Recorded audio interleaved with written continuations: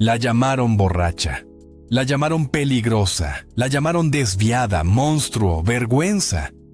Nadie quiso escuchar que detrás de esa voz rota y ese cuerpo endurecido por el tequila, había una mujer que estaba muriendo desde niña, lentamente, por la misma herida que la expulsó de su propia casa. A los 93 años, en la madrugada del 5 de agosto de 2012, en un hospital de Cuernavaca, Chavela Vargas rechazó las máquinas, rechazó el oxígeno, rechazó que la mantuvieran viva a la fuerza. No pidió perdón, no pidió absolución. Solo dijo una frase que selló toda su vida como una declaración de guerra: me voy con México en el corazón. Nació en Costa Rica, pero murió como un símbolo mexicano. Y entre esos dos puntos, hay una historia que nadie contó completa. Una historia que el poder intentó borrar. Una historia que fue castigada por amar a quien no debía, por vestirse como no se permitía, por cantar rancheras sin pedir permiso. Durante años se dijo que Chavela se destruyó sola, que el alcohol la perdió, que su carácter la volvió imposible. Pero lo que no se dijo es quién la empujó al borde, quién la silenció, quién decidió que su voz ya no debía escucharse. Esta es una investigación que incomodó a demasiada gente, porque Chavela no solo desafió a la moral, desafió a los hombres más poderosos de México. Se atrevió a tocar lo que no se toca. Se atrevió a amar a la mujer equivocada. Se atrevió a humillar al hombre equivocado, y el precio fue brutal. Hoy vas a descubrir 4 verdades que cambian todo lo que creías saber sobre Chavela Vargas.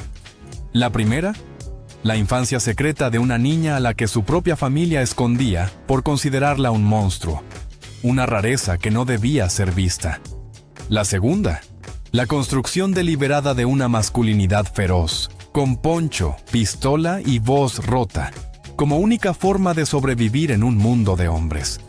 La tercera, el escándalo que la enfrentó al dueño del imperio mediático más poderoso de América Latina, cuando le arrebató a la mujer que él creía poseer. Y la cuarta, la caída al abismo, los años borrados, los 45,000 litros de tequila, el exilio interno y la resurrección imposible que llegó cuando ya nadie la esperaba.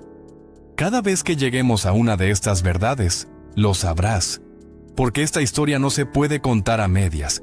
Y te advierto algo: si te vas antes del final, te pierdes la última. Y la última es la que explica por qué Chavela Vargas no murió, solo se transformó. San Joaquín de Flores, Heredia, 17 de abril de 1919. En una Costa Rica amarrada a la misa, al qué dirán y a la obediencia como ley, nació Isabel Vargas Lizano. Pero desde el primer día no nació como hija, nació como problema. Como algo que había que corregir, esconder, rezar para que se enderezara. Francisco Vargas y Herminia Lizano no miraron a esa niña con curiosidad, la miraron con miedo, porque Isabel no quería muñecas, porque Isabel no soportaba los vestidos, porque Isabel caminaba con una energía rara, como si el cuerpo le quedara estrecho y el mundo le quedara chico. Y en una casa así, lo distinto no se educa, se castiga. Lo distinto no se abraza, se borra. Hay una frase que suena como cuchillo y se repite como un eco que no se cura nunca. Escondan a la niña. Cuando llegaban visitas, cuando alguien tocaba la puerta, cuando la familia quería fingir normalidad. Escondan a la niña, que es una rareza. No era una broma, no era una exageración, era una orden. La infancia de Chavela no tuvo fotos felices porque la infancia de Chavela no debía verse. Aprendió desde pequeña que existía un tipo de amor que se da a escondidas y también un tipo de vergüenza que se hereda sin haber hecho nada. Después vino la enfermedad, como si el cuerpo quisiera confirmar la condena. Polio. Piernas que fallan. Días en que la fuerza se le iba sin pedir permiso.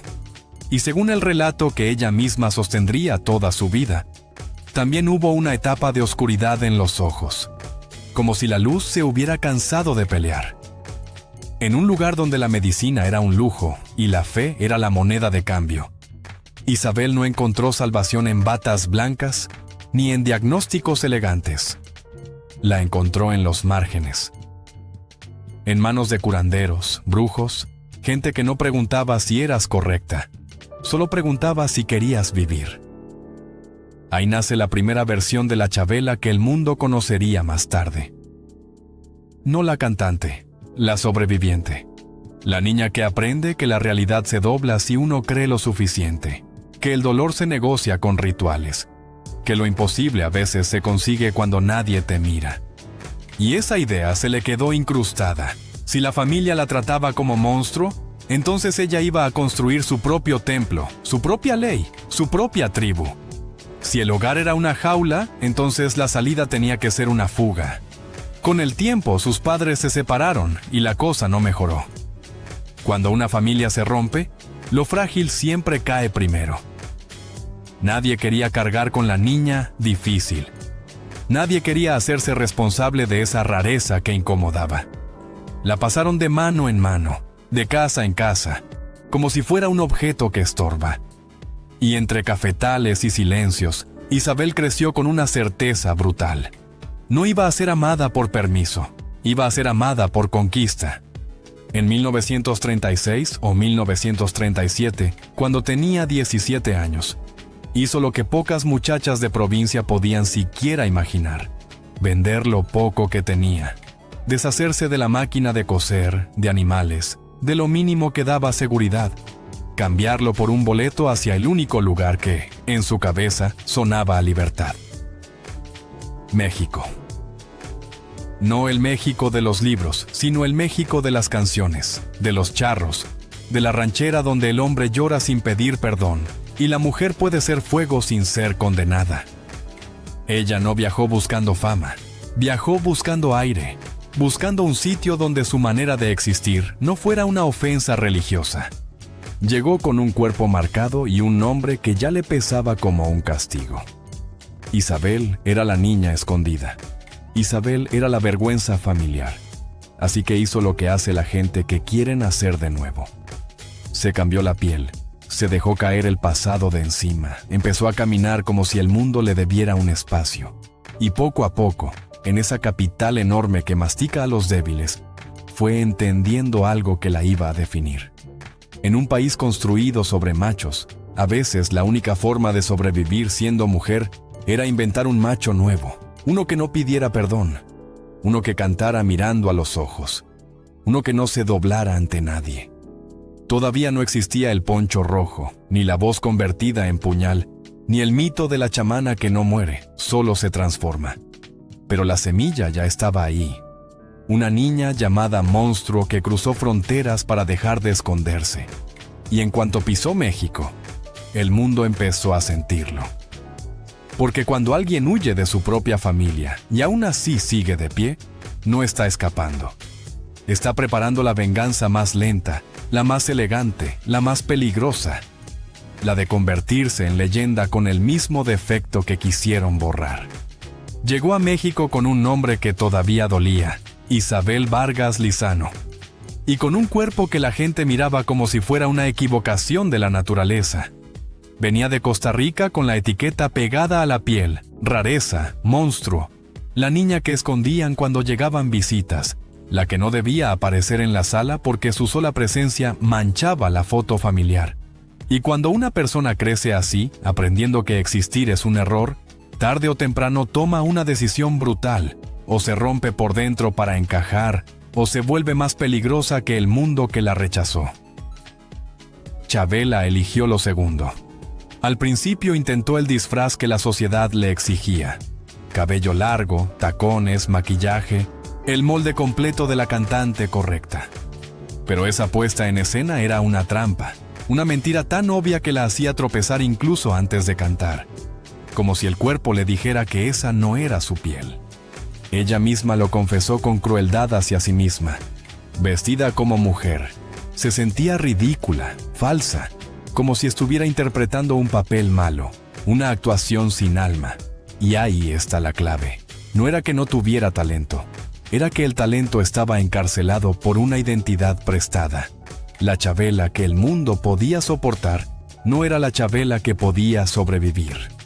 Entonces, ocurrió la revolución silenciosa, la que no necesita discursos porque se nota con solo verla entrar en una habitación.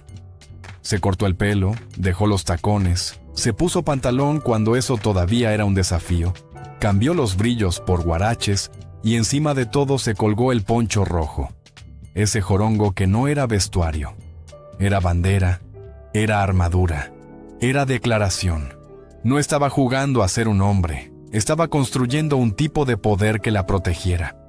En un México donde la ranchera era el territorio sagrado de los machos, ella hizo algo todavía más escandaloso que ponerse pantalón. Cantó como si ese dolor le perteneciera y, lo más importante, no cambió el pronombre. Le cantó a mujeres con letras que los hombres habían usado durante décadas para poseerlas. Y de pronto, el escenario se convirtió en un espacio prohibido, porque una mujer estaba seduciendo a otras mujeres a plena luz. Con una voz áspera, quemada de humo y tequila, como si cada verso fuera un reto a la moral pública. Esa construcción del macho no fue un capricho estético, fue una estrategia de supervivencia. El mundo la había expulsado por no ser femenina, así que ella tomó lo que el mundo veneraba y lo volvió suyo. Lo masculino como escudo, como llave, como venganza. Y el golpe más grande de esa estrategia llegó cuando entró en la órbita de la Casa Azul, donde el arte y el dolor se mezclaban como sangre con pintura. Frida Kahlo no era una mujer fácil de impresionar. Frida olía el miedo, olía la mentira, olía el deseo. Y aún así, cuando vio a Chavela, quedó atrapada. Hay una carta que se volvió dinamita, un testimonio escrito con una sinceridad que quema, donde Frida la nombra como algo extraordinario, la reconoce, la desea, la coloca en un lugar sagrado. No es un rumor contado en una cantina, es la clase de confesión que convierte a una persona en mito, porque deja claro que Chavela no solo cantaba, también provocaba terremotos en la vida íntima de quienes parecían intocables. Y ella lo sabía. Vivió cerca de Frida y Diego. Respiró ese mundo de genios y monstruos, y entendió que para no ser devorada tenía que ser igual de indomable. Por eso aparece el otro símbolo, el que hace que esta historia deje de ser solamente música y se convierta en amenaza: la pistola. No como chiste, no como accesorio, sino como mensaje. Chavela cargaba un arma porque en ese ambiente, entre egos gigantes, fiestas interminables y hombres que creían tener derecho sobre todo, una mujer que caminaba sola necesitaba algo más que talento. Y existe ese relato que parece escena de cine, una reunión donde la tensión se podía cortar con los dientes.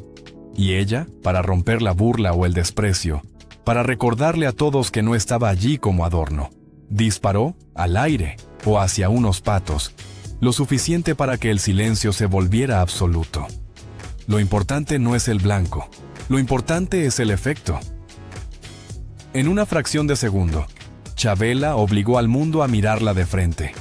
Y eso, para alguien que fue escondida de niña, era la victoria más íntima.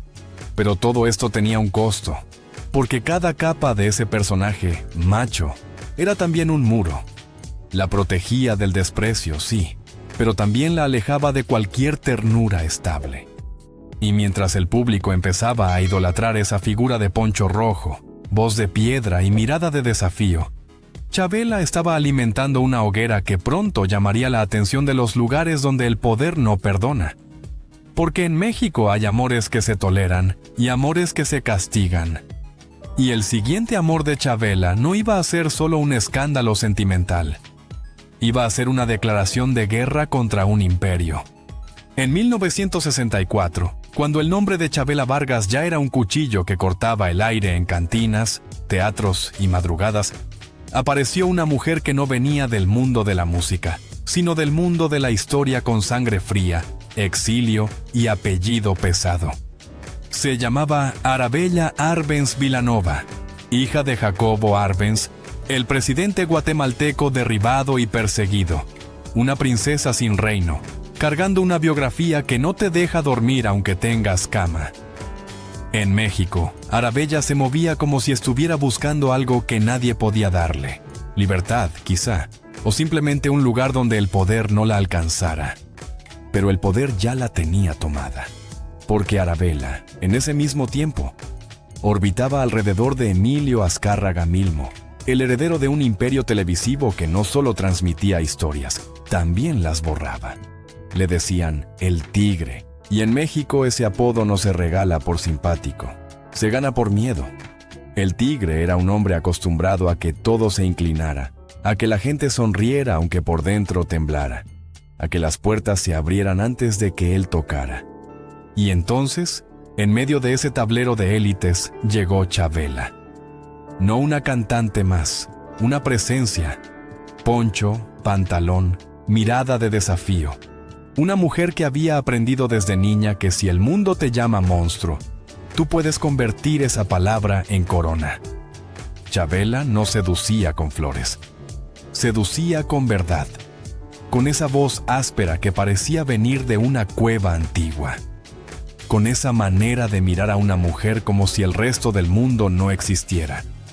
Arabella cayó, no como una víctima, sino como alguien que por fin encontraba un espejo donde verse completa. Para ella, Chabela no era un capricho, era un escape, una puerta de salida del guión masculino, del control, de la vigilancia. Para Chabela, Arabella era otra cosa.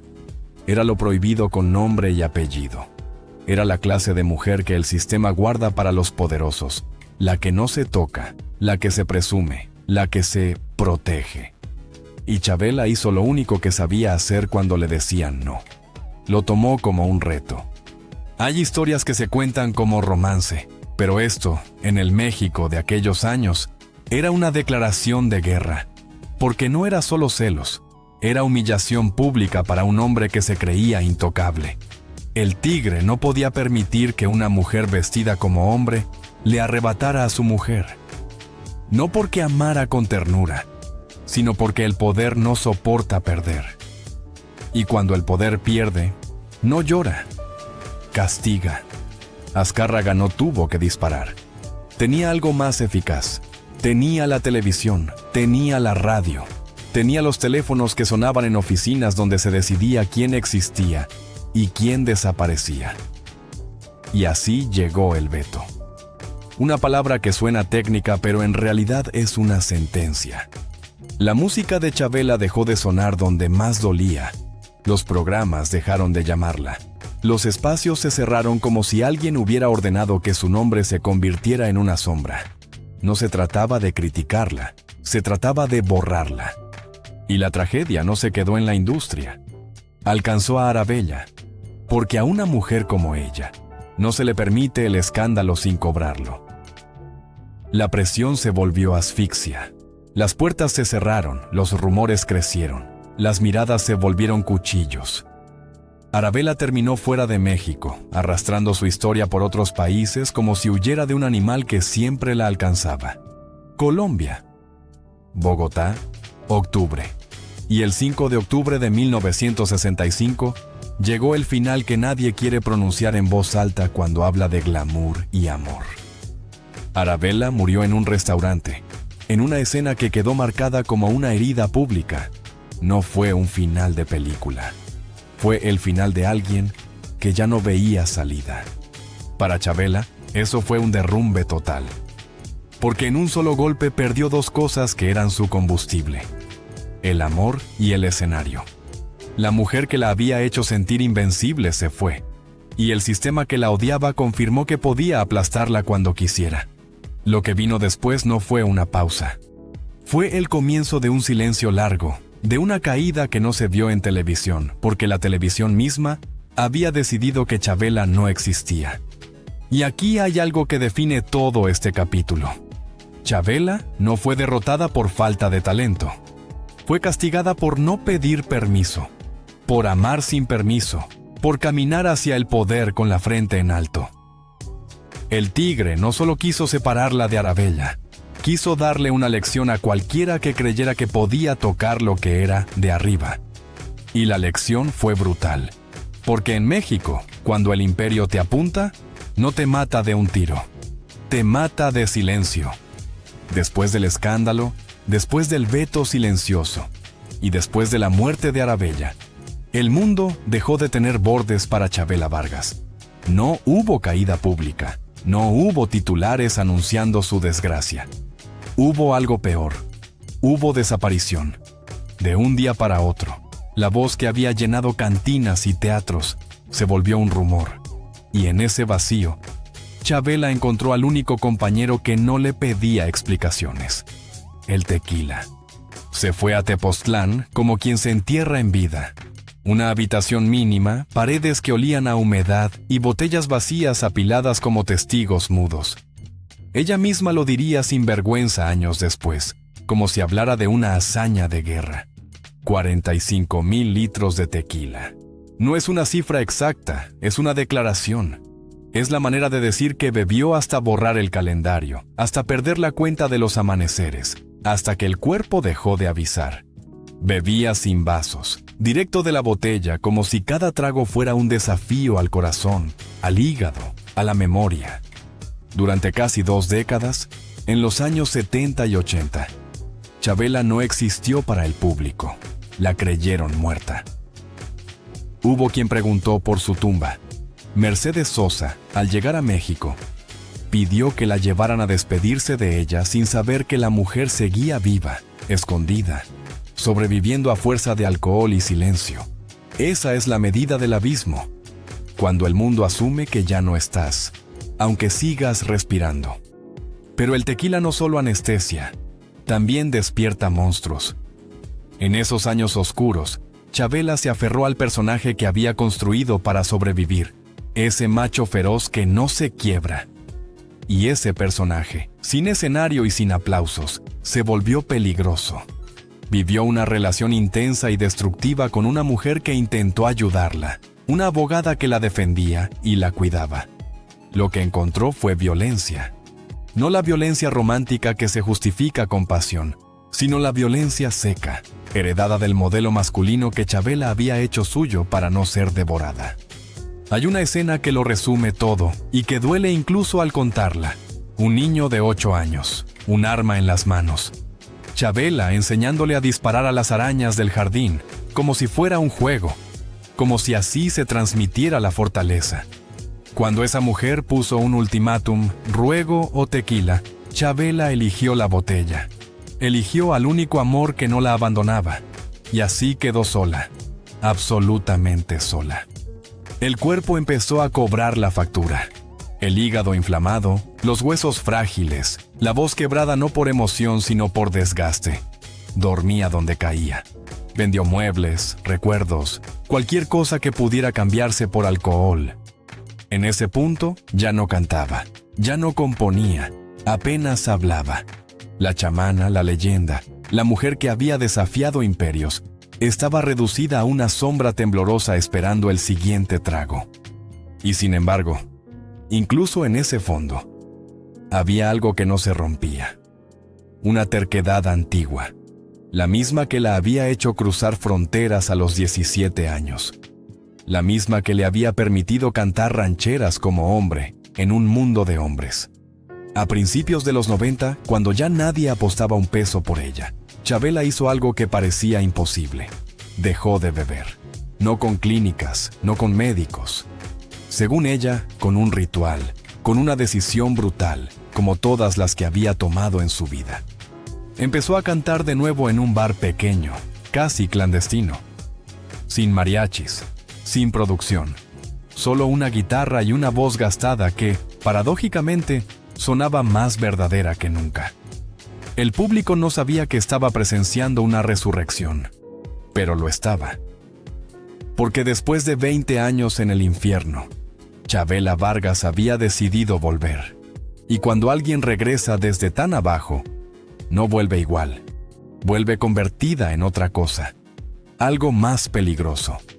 Algo imposible de ignorar. A principios de los años 90, cuando muchos ya la daban por muerta, Chavela Vargas reapareció desde el lugar menos heroico posible. No volvió desde un gran escenario ni desde un estudio de grabación.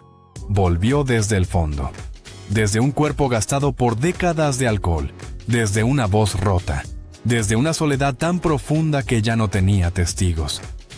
Tenía más de 70 años y llevaba casi 2 décadas desaparecida del mapa cultural de México. Para la industria, Chabela era un recuerdo incómodo. Para el público joven, un nombre borroso. Para ella misma, una sobreviviente sin rumbo claro. Vivía en Tepoztlán, rodeada de montañas y silencio, como si hubiera elegido esconderse del mundo que alguna vez la devoró. Ahí decidió dejar de beber. No con médicos, no con clínicas, no con discursos de redención. Lo hizo a su manera.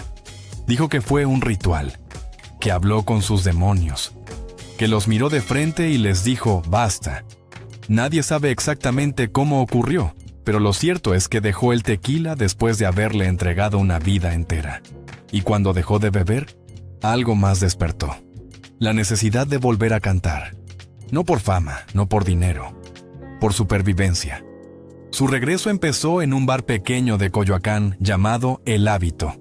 Un lugar estrecho, con mesas de madera, luces bajas, y un público que no iba a ver leyendas, sino a beber y conversar. Chabela subía al escenario sola, sin mariachi, sin adornos, sin escudos. Solo ella y una guitarra. La voz ya no era la misma, estaba quebrada, lenta, áspera. Pero tenía algo que nunca había perdido, ¿verdad? Cada canción sonaba como una confesión tardía, como si cada verso fuera lo último que tenía para decir. Una noche, entre el humo y el murmullo, un español llamado Manuel Arroyo la escuchó cantar. No era productor famoso ni cazatalentos clásico. Era un editor cultural con oído fino y una intuición peligrosa.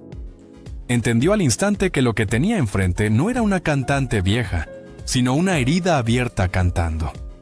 Decidió llevársela a España, contra todo pronóstico, contra la lógica del mercado, contra la idea de que una mujer de más de 70 años pudiera empezar de nuevo. España fue el escenario del segundo nacimiento de Chabela Vargas. Ahí encontró algo que México le había negado durante décadas.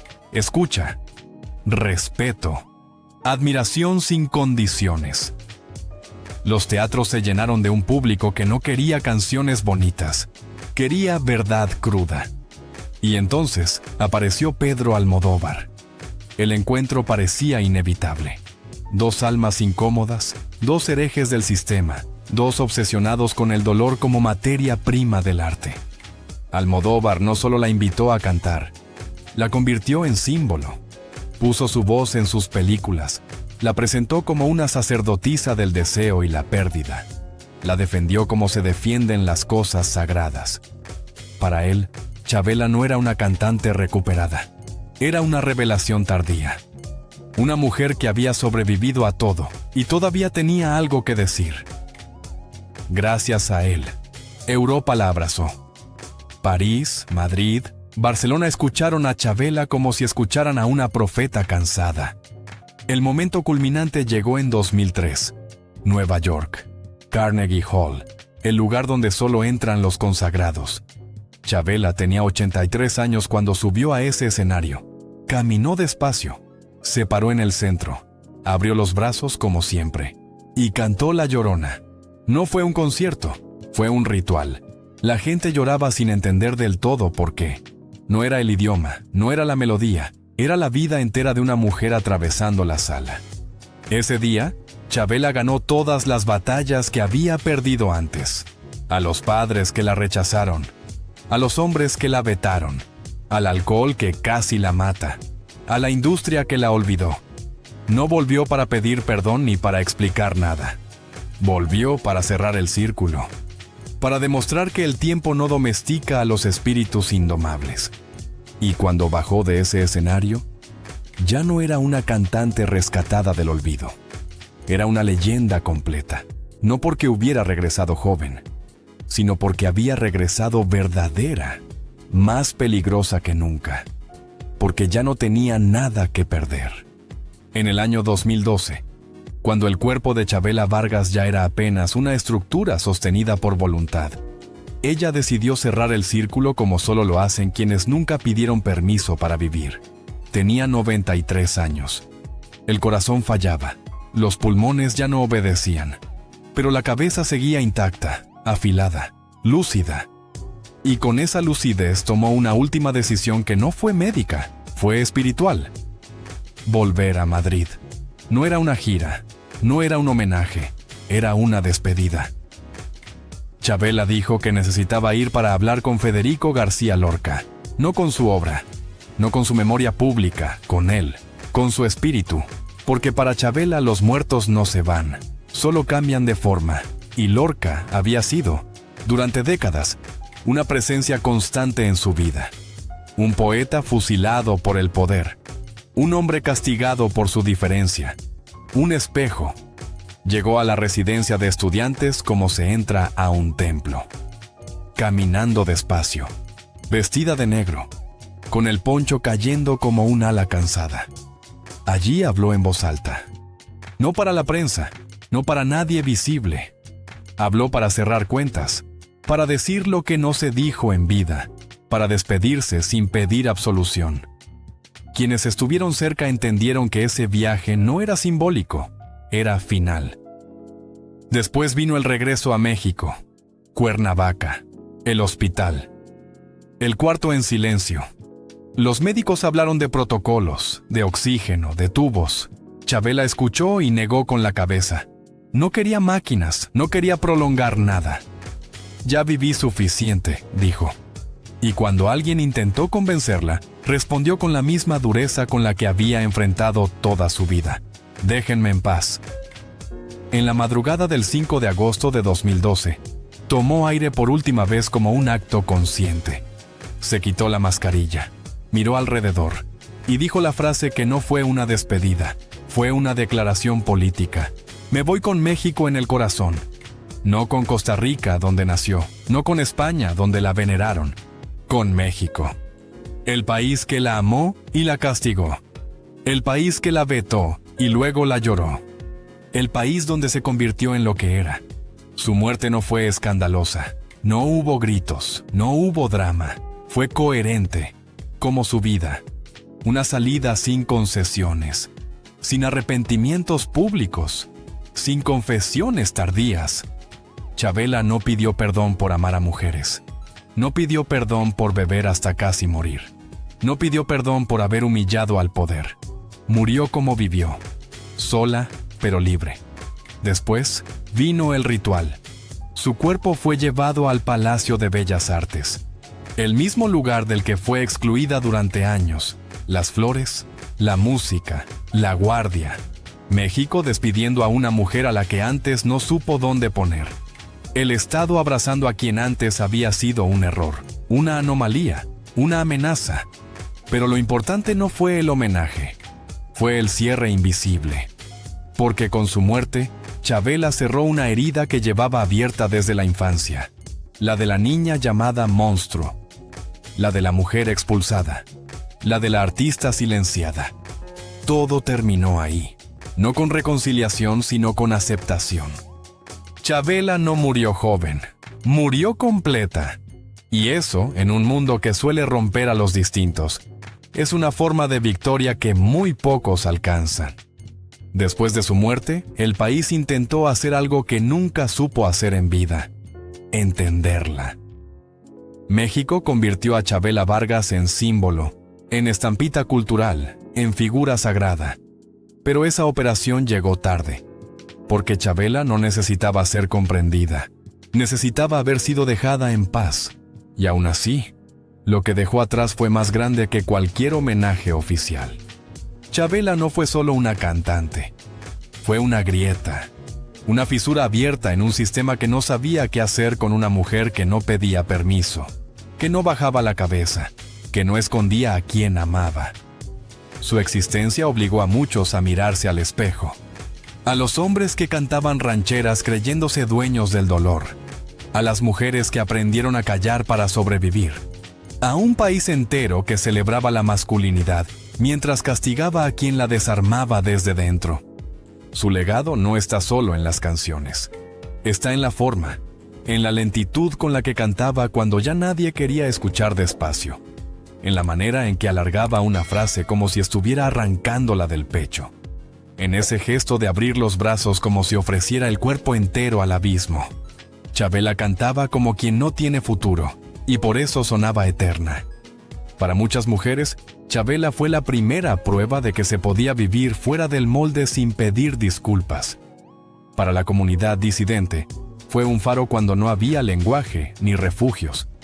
No dio discursos, no escribió manifiestos, vivió. Y eso fue suficiente para que su vida se volviera política, porque en un mundo que te exige esconderte, existir de frente ya es un acto de guerra. La redención de Chabela no fue moral, no se limpió, no se volvió ejemplar, no pidió perdón por el alcohol, por los amores rotos, por las noches violentas. Su redención fue otra: haber sobrevivido sin traicionarse, haber llegado al final sin renegar de lo que fue, haber dicho, incluso al borde de la muerte, que no se arrepentía, que volvería a vivirlo todo igual. Eso no es redención religiosa, es coherencia. Hoy, su voz sigue sonando porque no pertenece a una época, pertenece a una herida colectiva. Cada vez que alguien se siente expulsado, ridiculizado, señalado como monstruo, Chabela aparece. No para consolar, para acompañar. Para decir sin palabras que el dolor no te quita dignidad, que el deseo no es pecado, que la libertad tiene un precio, pero también una belleza feroz. Chabela Vargas no murió joven. Murió cansada, pero completa, con el cuerpo roto y el espíritu intacto. No dejó hijos, no dejó herederos directos, pero dejó algo más peligroso. Un ejemplo. El ejemplo de que se puede vivir sin pedir permiso y aún así dejar huella. De que se puede perderlo todo y aún así ganar algo más grande. Una voz que no se domestica. Y quizá por eso su historia incomoda todavía. Porque no ofrece finales limpios. Porque no promete salvación. Solo deja una verdad desnuda. La libertad no salva. Pero vale la pena.